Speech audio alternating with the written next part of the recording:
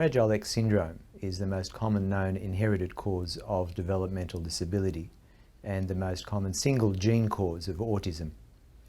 The cause of the syndrome is a result of the expansion or lengthening of a gene on the X chromosome. When the gene lengthens, it switches off production of a protein that is normally vital for normal mental health function. Everybody has the Fragile X gene, but the mutation that we associate with Fragile X syndrome is an expansion of the front part of the gene. So in a female who's a carrier of just a small expansion, or premutation as we call it, her other X is normal. So there's a 50-50 chance that she would pass on the mutated X to her children. Men who carry the Fragile X premutation carry it on their X chromosome. So men have only one X and one Y chromosome. So if they pass their Y chromosome on, that's going to be to a son.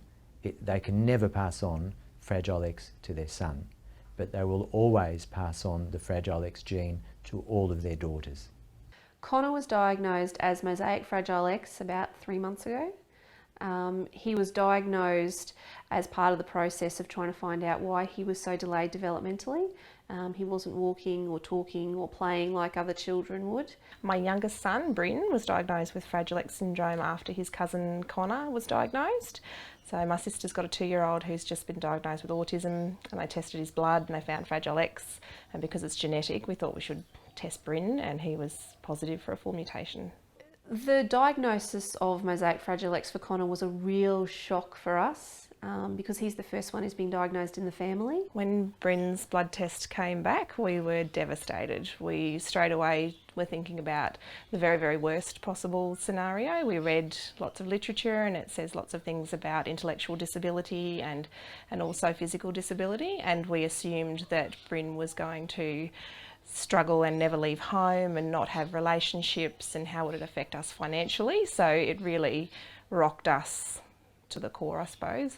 And then we got to calm down and realise that Bryn is still Bryn. He hasn't changed and he's just beautiful.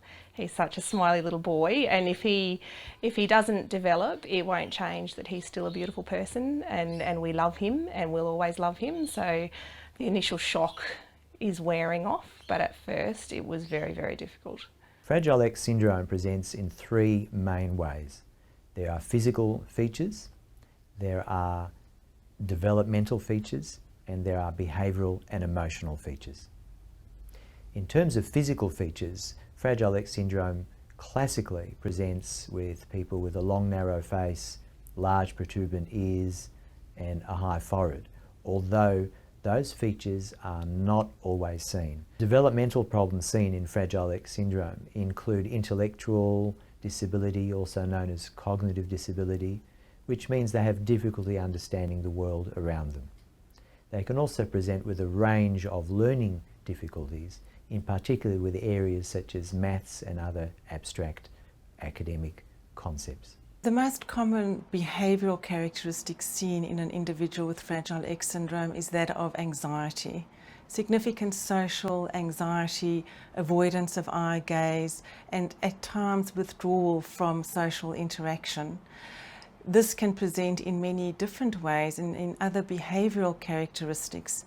When an individual with Fragile X becomes anxious, they may start rocking, they may hand flap, they may hum or self-talk and disengage from a particular situation. Many children with Fragile X syndrome struggle with attention.